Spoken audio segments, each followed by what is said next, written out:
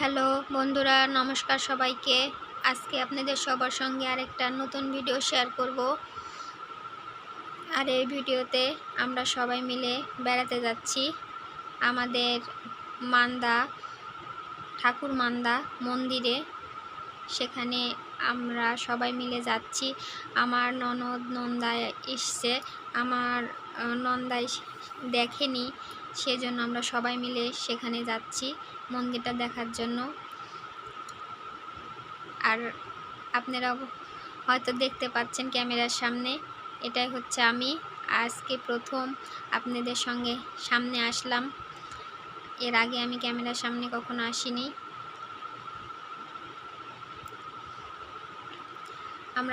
আপনারা হয়তো সবাই জানেন যে ঠাকুর মান্দা একটি ঐতিহ্যবাহী স্থান, একটা তীর্থস্থান। আপনারা অনেকেই হয়তো এসছেন, দেখছেন। যারা দেখেননি তারা অবশ্যই দেখবেন, আমার ভিডিওটা সবাই দেখবেন, তাহলেই দেখতে পাবেন। এই ভিডিওতে আপনারা সব কিছু দেখতে পাবেন, মন্দিরটা কেমন, সব কিছু।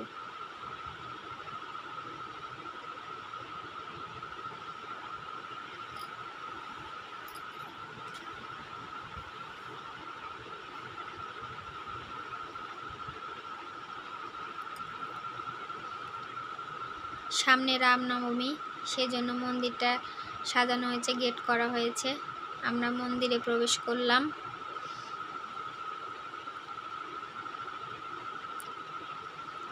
আর এটা যে শুধু রঘুবীরের মন্দির তা না, এটা এর মধ্যে অনেকগুলো মন্দির আছে। সেটা হচ্ছে দুর্গা মন্দির, কালী মন্দির, শিব মন্দির, সব কিছুই আছে। আপনারা সব কিছু দেখতে পাবেন। এটাই হচ্ছে সেই নতুন মন্দির, এটা নতুন করে বানানো হচ্ছে। রামনবমীতে এই মন্দিরেই রঘুবীরকে রাখা হয়। আর এখানে প্রচণ্ড ভিড় হয়, প্রচণ্ড লোকের সমাগম শুরু হয়। যারা দেখেছেন তারাই জানেন যে এখানে কীরকম লোকের ভিড় হয় রামনবমীতে।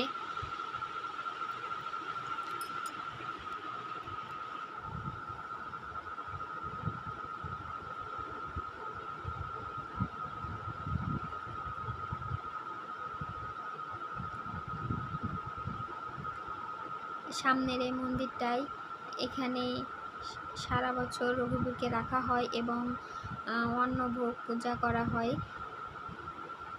এটা হচ্ছে যাত্রীদের জন্যে, অনেক দূর দূর থেকে যখন আসে ভক্তরা, তাদের জন্যে থাকার জায়গা ব্যবস্থা করা হয়।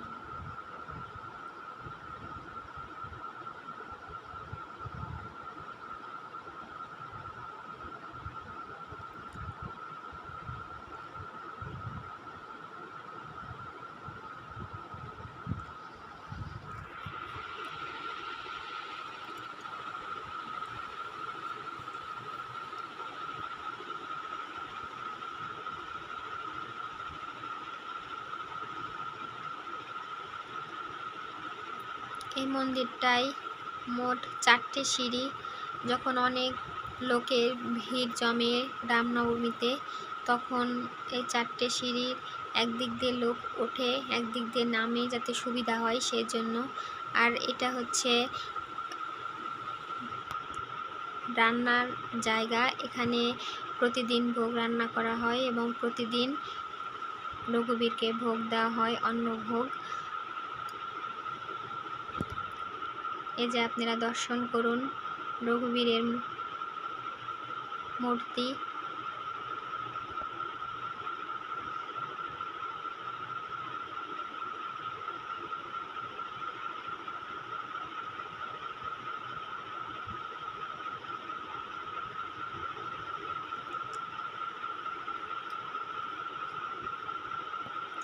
সারা বছর এখানে রাখা হয়।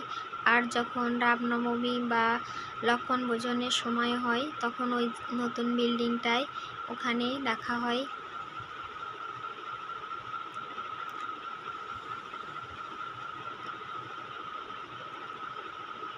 এটা কালী মাতার মন্দির।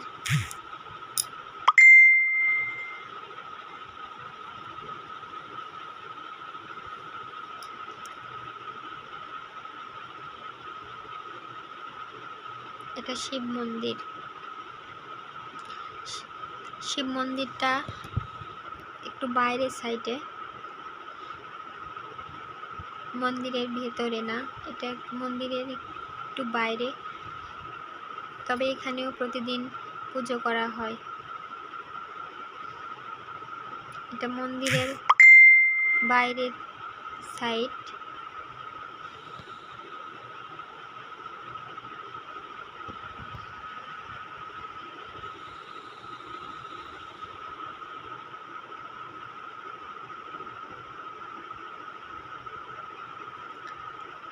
এটা মা সীতার ঘাট নামে পরিচিত।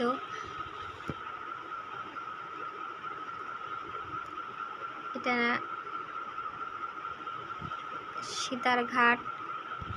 সবাই বলে যে এই ঘাটে স্নান করে ভেজা কাপড়ে নাকি মানসা করলে সে মনস্কামনা পূর্ণ হয়। তাই যখন যাত্রীরা আসে তখন তাদের মনস্কামনা পূর্ণ করার জন্য মা সীতার ঘাটে স্নান করে ভেজা কাপড়ে মন্দির পরিক্রমা করে তাদের মনের যে ইচ্ছা তা ভগবানকে জানায়, তাদের মনোবাঞ্ছা পূর্ণ হয়। এটা অনেক পুরনো একটা কাচারি ঘর। এটা মন্দিরের পাশে রয়েছে।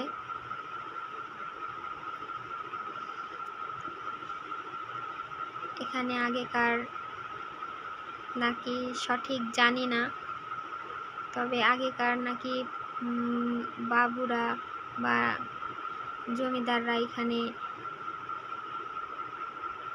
থাকতো।